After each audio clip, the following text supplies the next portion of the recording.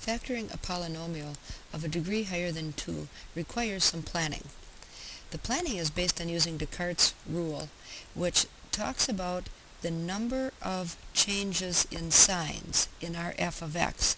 So going from a positive to a negative in our polynomial function would be counted as one sign change, two sign changes, no, three sign changes. What that tells us is we possibly have three positive roots or possibly only one. It decreases always by an even number.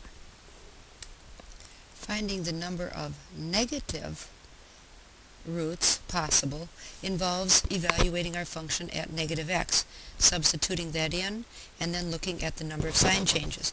In this case, we find that there are two sign changes, so we have the possibility of two negative roots. Noting that there are 5 as the highest degree, the total possible roots being 5, we now continue to look for how those combinations would be made possible. It could be the case that we have 3 positive and no negative. Well, getting to the total of 5 then would mean that there are 2 imaginary. In the first case, there are no imaginary. Now, what about if there's 1 positive, 2 negative, could have 2 imaginary, or if there's 1 positive, no negative, there could be 4 imaginary. This exhausts all the possibility of the types of roots we're looking for. Which numbers to try as possible divisors is found by recalling our rational zero theorem that all zeros need to be ratios of the last factors or in ratio to the first factors. So in this case, it would be positive or negative possibilities of factors of 12 in ratio to factors of 9.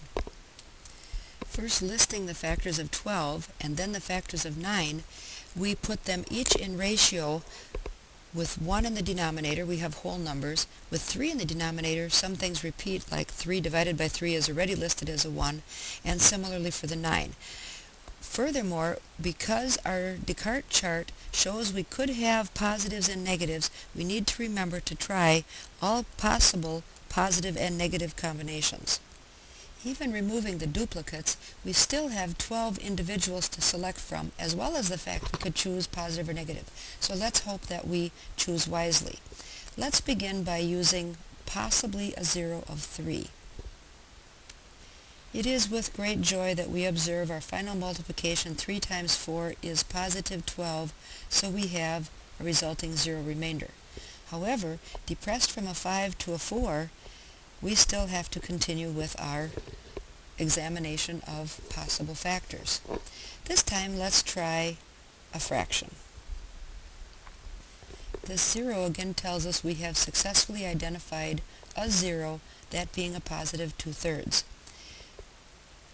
Let's continue by trying a negative 2/3.